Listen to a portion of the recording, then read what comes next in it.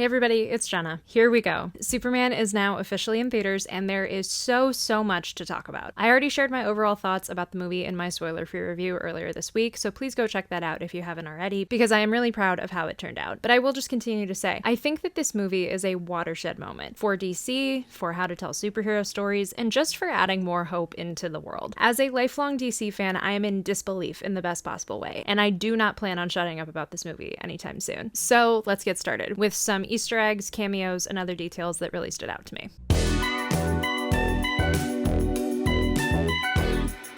First of all, the opening crawl setting up the universe just makes me so giddy. It feels like the narration that you would see in comic book text boxes or more recently on an opening intro page. A lot of the discussion around this movie has included comparisons to Star Wars, especially in the way that it just throws you into a full universe, and I think that using that crawl, something that audiences most closely associate with Star Wars, hammers that home even further. Between that and James confirming that the Peacemaker Season 2 episodes will start with previously in the DCU, I just love this approach. I could talk for an hour about the metahuman history of it all, and the fact that the DCU has publicly known about them for 300 years. The word metahuman didn't canonically appear in DC Comics until the 1988 Invasion crossover, by which point the comic canon already had 50 years of characters with unique superpowers. Therefore, it's kind of up for debate which character is canonically the first metahuman. Some people think it's Vandal Savage, or the Superman-esque World War II character Iron Monroe, but other entities like Etrigan and Swamp Thing have also canonically been around for centuries. 300 years would place the public discovery of metahumans sometime in the 1700s,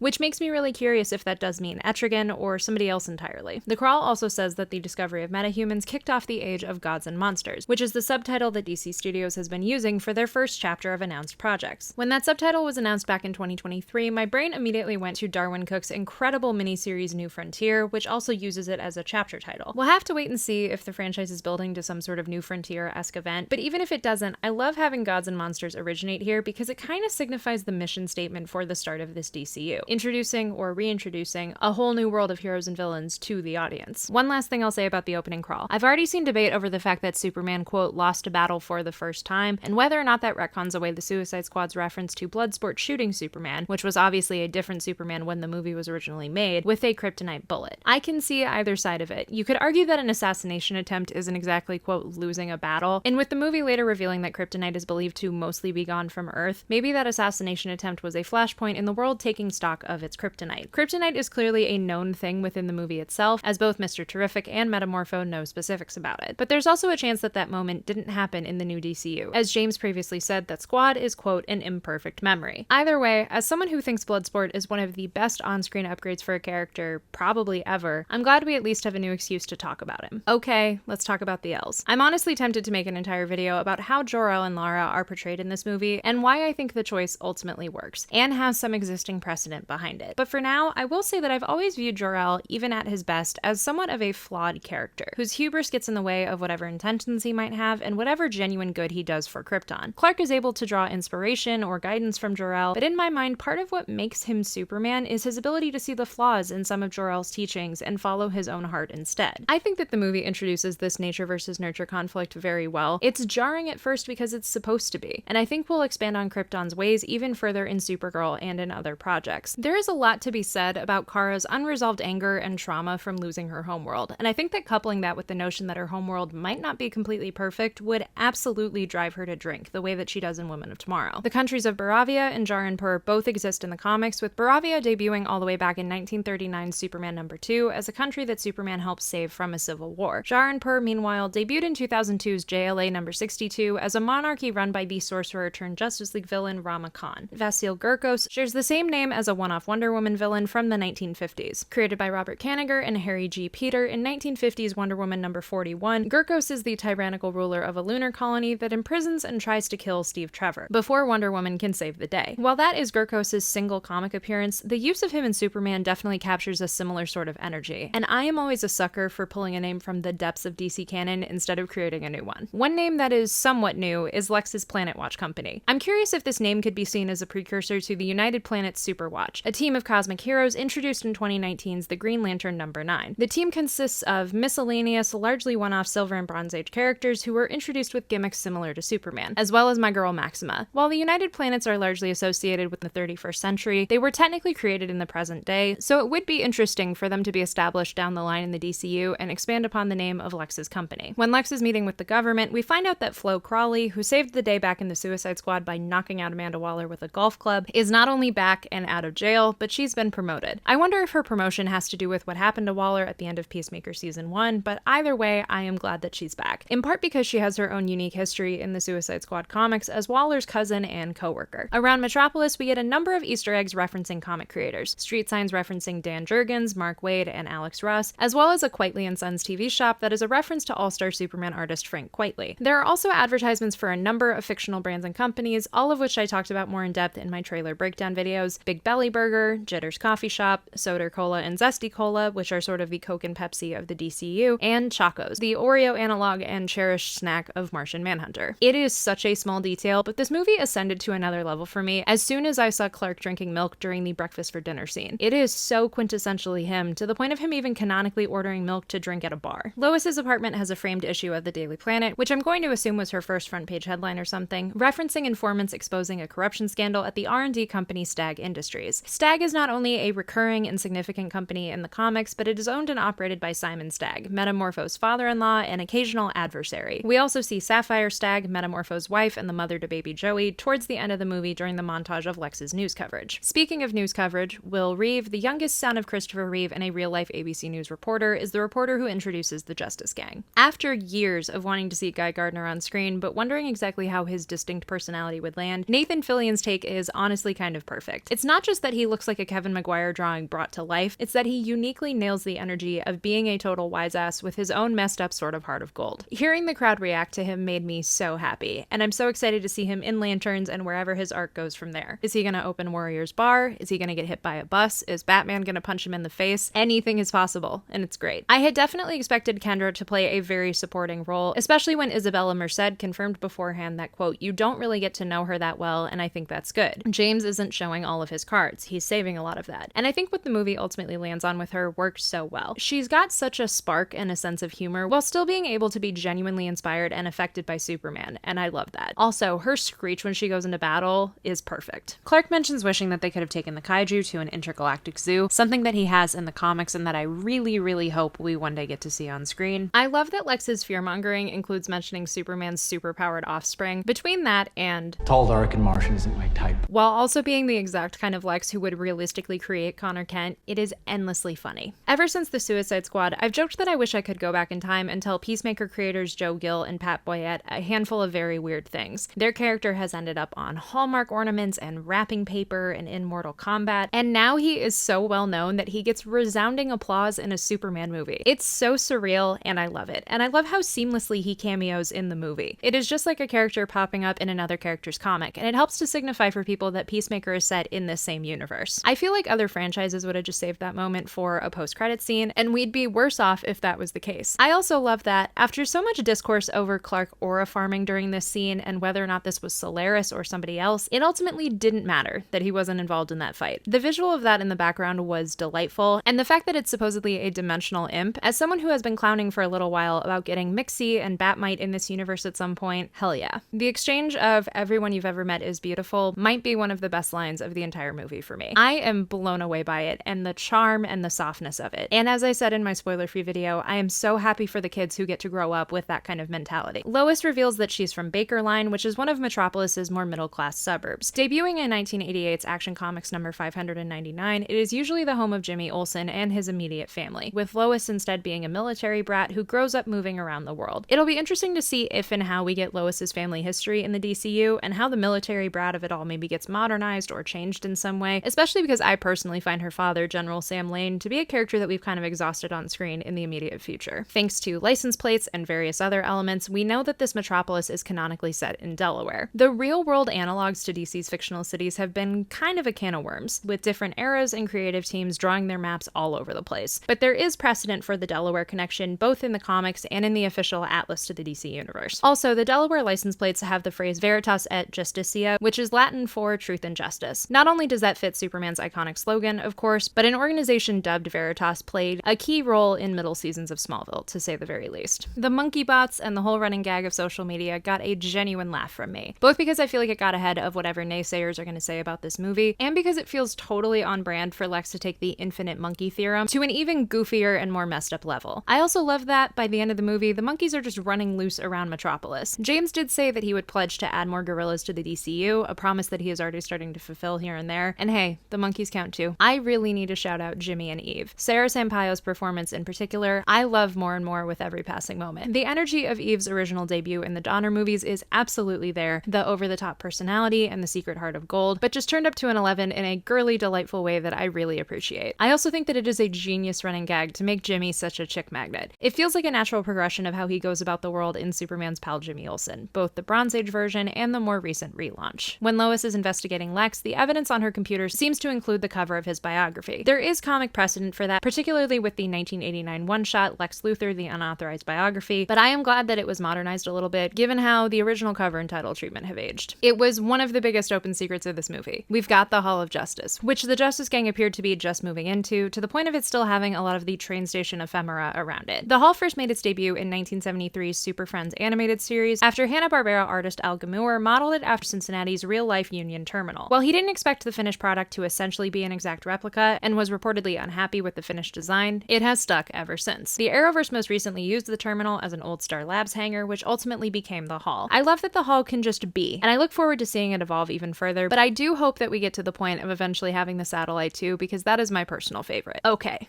So, you might not have noticed it, but there is a mural on the ceiling of the Hall of Justice that I could make an entire separate video about. And I probably will once James releases high-quality images of it, which he has confirmed that he will after the movie's release. It shows the history of metahumans in the DCU, and it features the first look at a number of costumed characters. Based on what I could tell from the kind of partial shots of it in the movie, there are multiple members of the JSA. I clearly spotted Jay Garrick's version of the Flash, and I'm pretty sure that Golden Age Hawkman, Sandman, and Dr. Fate are on there too. There's also Atomic Knight, Gunfire, Freedom Beast, Black Pirate, Super Chief, and Vibe. And I have a theory that Ice Maiden is in the corner. I am losing my mind over this, and just how subtly it is shown in the movie. It shows that the citizens of the DCU love metahumans as a concept enough to make this mural in a train station to begin with, and again, it is really a testament to how lovingly and expansively this universe is being introduced. I like that Terrific hit this pose when he opened the garage door, and I think that the garage door bit itself is just so charming. There are multiple moments like that in this movie, or transitions in between scenes,